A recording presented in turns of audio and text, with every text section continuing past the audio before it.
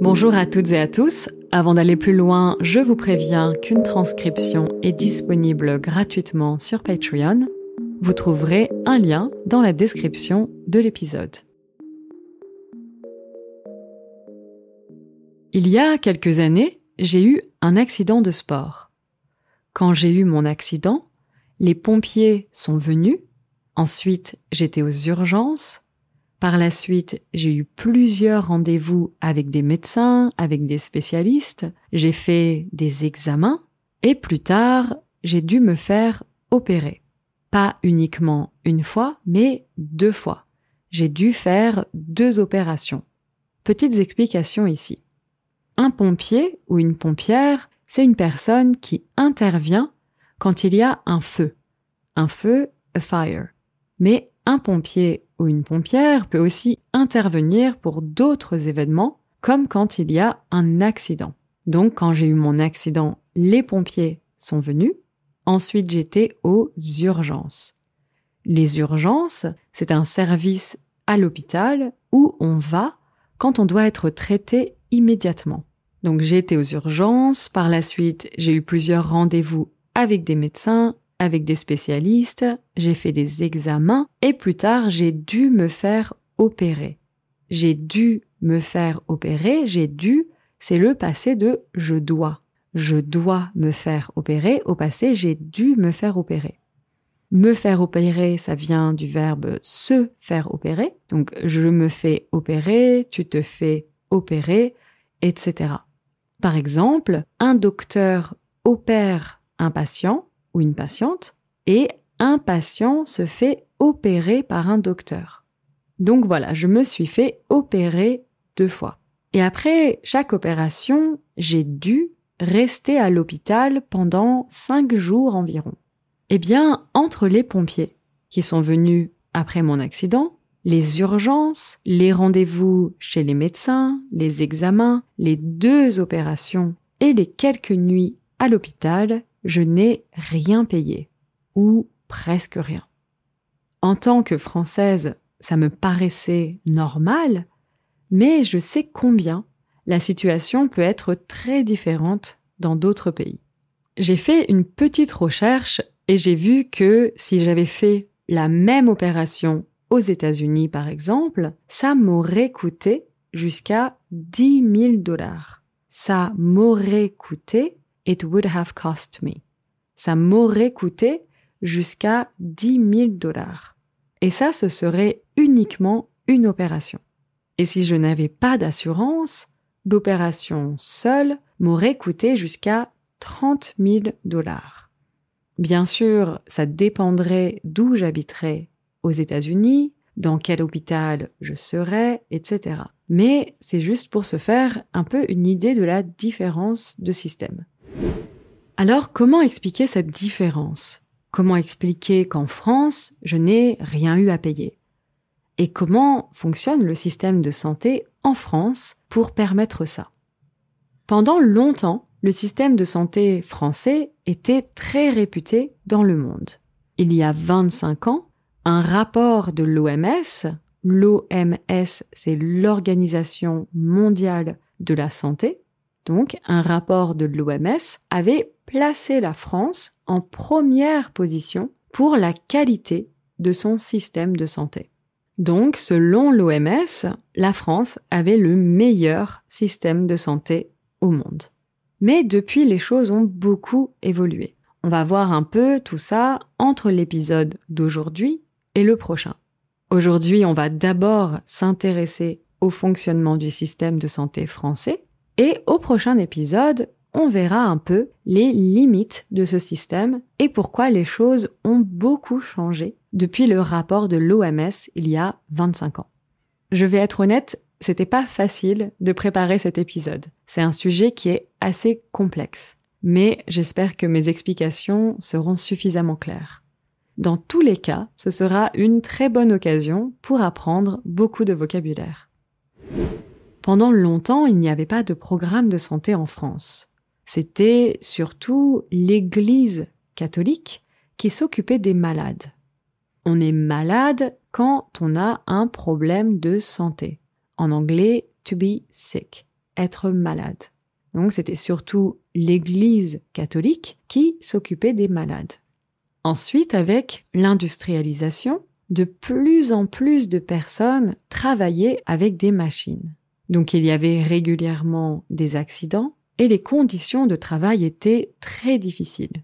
C'est pour ça que, à cette époque, des mouvements ont commencé à se créer. Mais c'est surtout à la fin de la Seconde Guerre mondiale que les choses ont changé.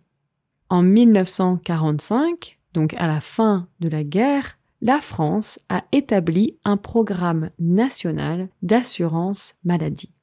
C'est la création de la sécurité sociale. La sécurité sociale, on en parle très souvent en France, donc c'est important de comprendre ce que c'est. La sécurité sociale, c'est une organisation qui a pour objectif de donner accès à toutes les personnes qui habitent en France à des soins médicaux. C'est quoi des soins médicaux? Des soins médicaux, au singulier un soin médical, ce sont par exemple des diagnostics médicaux, des traitements, etc. En anglais, on dit medical care ou medical treatment. Essayez de bien retenir ça. Un soin médical, des soins médicaux. Je vais utiliser ces mots plusieurs fois pendant l'épisode. Donc je répète, la sécurité sociale, c'est une organisation qui a pour objectif de donner accès à toutes les personnes en France à des soins médicaux.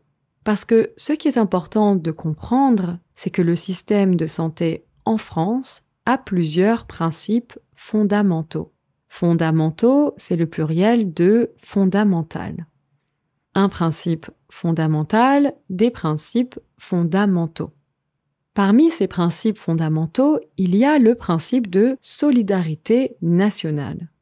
Chaque personne qui habite en France contribue au système de santé en fonction de ses revenus et bénéficie en retour de ce système. Concrètement, la population française contribue au système de santé en payant des impôts. Des impôts, c'est des taxes et des cotisations sociales. Pas de panique, je vous explique tout de suite c'est quoi des cotisations sociales. En fait, les personnes qui travaillent en France payent ce qu'on appelle donc des cotisations sociales. Donc, imaginons que vous êtes employeur ou salarié ou travailleur indépendant en France, alors vous allez payer des cotisations sociales pour contribuer au financement de la sécurité sociale. L'objectif du système de santé français, c'est aussi de permettre une protection universelle. Toute personne qui habite en France peut bénéficier de la protection de la sécurité sociale, sans discrimination. Et comment ça fonctionne concrètement? En fait, quand on reçoit des soins médicaux, par exemple quand on va chez le médecin, la sécurité sociale rembourse en moyenne entre 70 et 80% des coûts.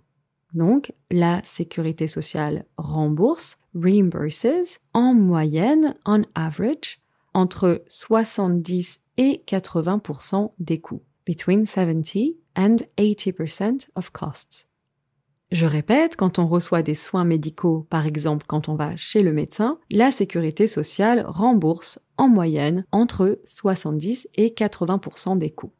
Bien sûr, ce n'est pas uniquement quand on va chez le médecin, mais aussi quand on va à l'hôpital, à la pharmacie pour acheter des médicaments, à un laboratoire pour faire des tests, etc. Et dans certains cas, la sécurité sociale rembourse 100% des coûts. Donc elle rembourse la totalité des coûts. C'est le cas pour les maladies graves comme les cancers ou les maladies chroniques comme les diabètes. Donc si une personne a un cancer, alors 100% des soins, des traitements, médicaments, examens, etc. sont remboursés par la sécurité sociale. Et alors qu'est-ce qui se passe avec le reste des coûts? Avec le reste à payer? Alors là, on a le choix. Soit on paye soi-même, soit on paye une mutuelle tous les mois. J'explique un peu. D'abord ici, quand on dit soit on paye soi-même, soit on paye une mutuelle tous les mois, Ce soit, c'est dans le sens de ou on paye soi-même ou on paye une mutuelle tous les mois. On a ces deux possibilités. En anglais, ici, on traduirait par either we pay ourselves or we pay a health insurance company every month. So that's for what's remaining after the Sécurité sociale reimbursed between 70 to 80% of costs. Donc, soit on paye soi-même, soit on paye une mutuelle tous les mois. Et c'est quoi une mutuelle? C'est important de comprendre ce que signifie le mot mutuelle parce que c'est un mot qu'on utilise très souvent au quotidien. En France, la grande majorité de la population paye chaque mois une mutuelle. Une mutuelle, c'est donc un peu comme une assurance supplémentaire qui permet d'obtenir un remboursement en plus du remboursement de la sécurité sociale. Pour bien comprendre, quand on va chez le médecin, à l'hôpital, à la pharmacie, etc., la sécurité sociale rembourse donc entre 70 et 80% du prix de nos soins, et la mutuelle, si on en a une, rembourse une partie du reste à payer ou la totalité. Ça dépend de la qualité de notre mutuelle, ça dépend de combien on paye chaque mois pour cette mutuelle. Pour vous donner un peu une idée, une mutuelle, ça coûte généralement entre 45 et 80 € par mois. Pour résumer, sur le plan financier, chaque personne qui habite en France participe au financement du système de santé en payant des impôts et des cotisations sociales. Et en plus de ça, ce n'est pas obligatoire, mais généralement, elle paye chaque mois une mutuelle. Et donc, est-ce que au final, quand on habite en France, on paye beaucoup d'argent pour ce système de santé? Alors, on paye quand même pas mal d'argent, mais en retour, on a accès à des soins de santé très accessibles et au final, on paye quand même moins que plusieurs autres pays comme la Suisse, l'Allemagne, les Pays-Bas et on paye beaucoup moins qu'aux États-Unis. Les habitants et les habitantes aux États-Unis, ce sont les personnes qui payent le plus d'argent pour la santé. Aux États-Unis, en moyenne, une personne dépense environ 12 500 $ par an pour des soins de santé, alors qu'en France, une personne dépense en moyenne environ 6 600 $ par an. Ici, c'est indiqué en dollars. Ça, ce sont les chiffres de l'OCDE. L'OCDE, c'est l'Organisation de coopération et de développement économique. En français, on dit l'OCDE. Donc ça, ce sont les chiffres officiels de l'OCDE. Alors bien sûr, en moyenne, les salaires sont plus élevés aux États-Unis, mais il y a également beaucoup plus d'inégalités dans la société américaine. Donc on a parlé de la sécurité sociale et de la mutuelle. Une autre chose essentielle à connaître, c'est la carte vitale. C'est quoi la carte vitale? Chaque personne qui est enregistrée à la sécurité sociale possède une carte vitale. Par exemple, moi, dans mon porte-monnaie, j'ai toujours ma carte bancaire, ma carte de transport et ma carte vitale. En fait, en France, quand on va chez le médecin, chez un spécialiste, à l'hôpital, à la pharmacie ou faire des examens, on présente sa carte vitale. Cette carte vitale, elle permet au médecin, à l'hôpital ou autre, d'avoir accès aux informations du patient ou de la patiente et elle permet d'être remboursée par la suite ou directement. Donc cette carte vitale, elle est absolument essentielle et elle permet de simplifier les procédures administratives. Quand je vais chez le médecin, je donne ma carte vitale et c'est tout. Je n'ai pas besoin de remplir des formulaires. Remplir un formulaire, c'est to fill in a form. Je n'ai pas besoin de remplir des formulaires. Je n'ai pas besoin d'envoyer des documents à la sécurité sociale ou à ma mutuelle. Normalement, tout est fait automatiquement. Toutes ces mesures, donc le fait que ce soit pas trop compliqué d'un point de vue administratif ou le fait que les soins médicaux soient remboursés, ça encourage la population à aller chez le médecin ou à aller à l'hôpital quand elles ont un problème de santé. Attention ici, c'est pas facile, j'ai utilisé du subjonctif. que ce soit pas trop compliqué, que les soins médicaux soient remboursés. Le subjectif, c'est compliqué, je sais qu'en général, vous n'aimez pas trop ça. Je vous rassure, c'est parfois difficile pour nous aussi. Alors, bien sûr, dans les pays où ça coûte très cher d'aller chez le médecin ou à l'hôpital, beaucoup de personnes ne vont pas se faire soigner à temps. Vous voyez ici, on a le verbe se faire soigner.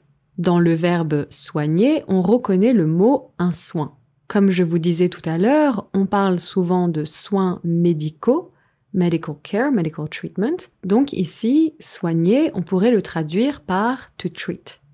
Et tout à l'heure, on a vu se faire opérer. Eh bien là, c'est un peu similaire. On a se faire soigner.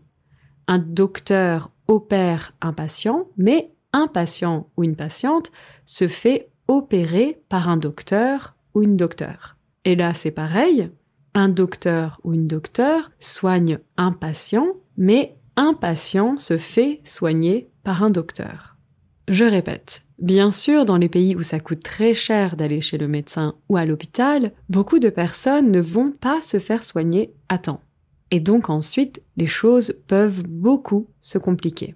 Par exemple, on peut avoir une simple infection qui peut se soigner avec un traitement, mais si on ne reçoit pas ce traitement à temps, alors cette infection, si elle n'est pas traitée, elle peut devenir très grave, très dangereuse. Ou par exemple, dans certains pays, c'est très cher d'aller aux urgences. Donc parfois, on doit faire un choix terrible entre se faire soigner, mais avoir une énorme dette ensuite, ou ne pas aller aux urgences parce que c'est trop cher, et donc prendre un gros risque pour sa santé. En France, si on habite dans le pays, on a la chance de payer uniquement 19 € pour un passage aux urgences. Et cet argent peut être ensuite remboursé si on a une mutuelle. Par contre, quand on va aux urgences en France, en général, on attend très longtemps. Mais bon, au moins, c'est pas cher du tout. Dernière petite précision importante, est-ce que les prix des soins médicaux sont fixes en France? Là, je vous disais que quand on va aux urgences en France, on paye 19 €, mais est-ce que c'est toujours des prix fixes comme ça? Alors, c'est un peu plus complexe. En fait, la sécurité sociale fixe des prix. Par exemple, une consultation chez un médecin généraliste, ça coûte 25 €. Ça, c'est le prix qui est fixé par la sécurité sociale. Mais on paye ce prix si on va chez un médecin de secteur 1. Je vous explique. En France, il y a 2 types de médecins. Les médecins de secteur 1 et les médecins de secteur 2. Les médecins de secteur 1 respectent les prix qui sont fixés par la sécurité sociale, mais les médecins de secteur 2 peuvent pratiquer des dépassements. Les dépassements, c'est overcharging, des dépassements. Donc avec ces dépassements, le prix de la consultation est plus élevé. Imaginons donc que vous allez chez un médecin généraliste de secteur 2, alors vous payerez plus que 25 €. Peut-être que vous payerez 35 € par exemple. Le prix n'est pas fixe. Un autre scénario, si vous devez être hospitalisé, donc si vous devez vous faire opérer à l'hôpital par exemple, alors là, un jour à l'hôpital, c'est 20 €. Ça, c'est le prix, encore une fois, qui est fixé par la sécurité sociale. Et ça, c'est avant le remboursement de la sécurité sociale et de la mutuelle. Mais si vous allez dans une clinique privée, alors là, ça peut être plus cher. Il peut y avoir, encore une fois, des dépassements. Donc voilà, quand on habite en France, on peut savoir à l'avance exactement combien on va payer, parce que les prix sont fixés par la sécurité sociale, mais dans ces cas-là, il faut aller voir un médecin de secteur 1, et si on doit aller à l'hôpital, il faut aller dans un hôpital public.